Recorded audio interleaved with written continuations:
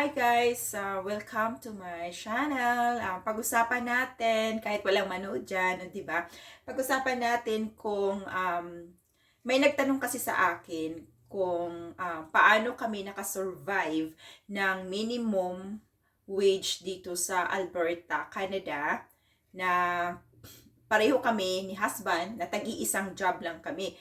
Kasi nga naman, tag-iisang job lang kami kasi yung anak namin ay 6 years old at nag-aaral pa. Of course, maliit pa. So, kailangan, hindi kami nagpa-daycare sa kanya talaga. So, walang daycare since birth. So, salitan kami ni husband ng trabaho namin. So, siya ay 6 to 2 at ako na may 2:30 onward. So, ayun.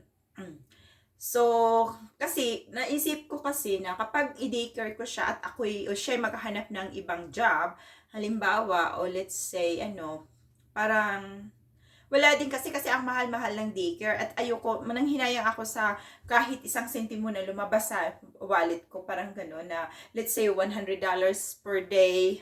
Marami na yun. May sinasabi na $10 a day. No, hindi pa rin siya sa, parang pa rin, for what ka pa nagtatrabaho ng dalawang job na since na pwede namang magsalitan kayo. So, para sa akin lang yun, opinion ko lang yun ha.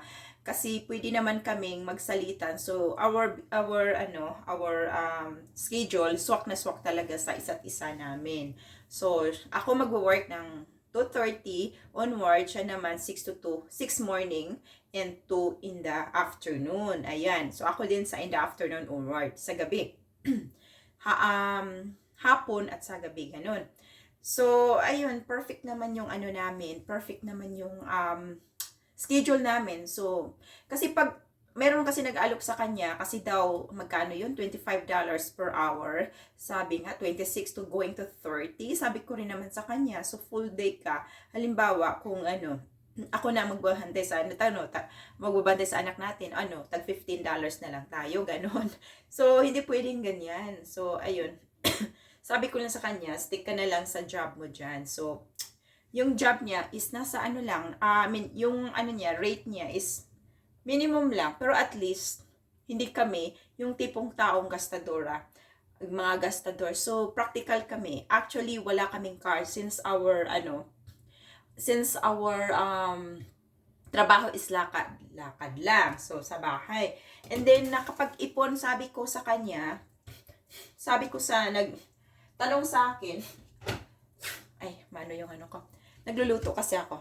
Sabi ko sa nagtanong sa akin, kasi nga naman, yun, at nakaipon pa kami, kahit minimum wage lang kami. At alam mo ba, at revealan yun ng ipon namin ha, reveal talaga. Kasi si husband pumunta dito, 7 years ago, pumunta dito sa Canada, 7 years ago, pumunta si husband sa Canada.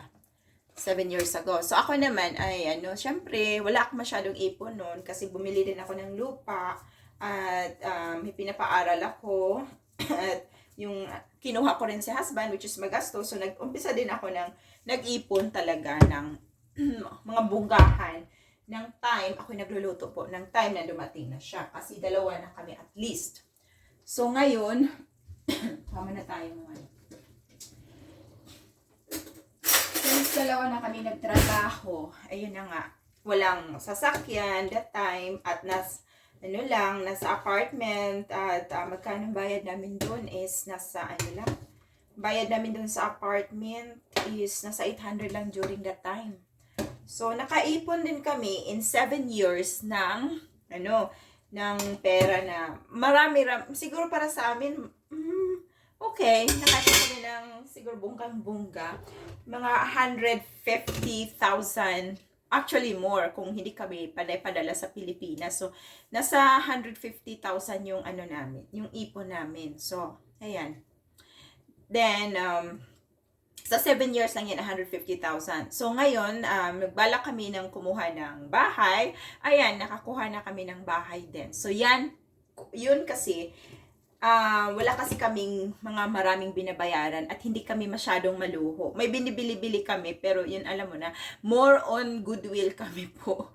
Yun. So alam naman namin kung kailan tayo bibili ng mga bagay na karapat-dapat at ano yung mga hindi dapat na bibilhin. So ayan, practical lang talaga kami. So ayan, nakaipon tayo ng bongga at nakakuha na tayo ng bahay. So, ayan. So, dinadownan ko to ng bahay na to ng nagluluto ako ng ngayon. Dinadownan ko siya ng 50,000. So, nabili ko siya ng 207,000 out of 220. So, yung utang natin is, magkano utang natin na naiwan sa, sa sa bahay na to mortgage is 155. So, yung mortgage namin every month is only 886. O, di ba? Ganun lang yun eh. So, yung pag-iipon, kailangan mo talagang it doesn't matter how big is your salary, how small is your salary, kailangan mo talagang i-push yun. Kailangan mong pay yourself first. Ayan. Hanggang dyan lang po. Salamat!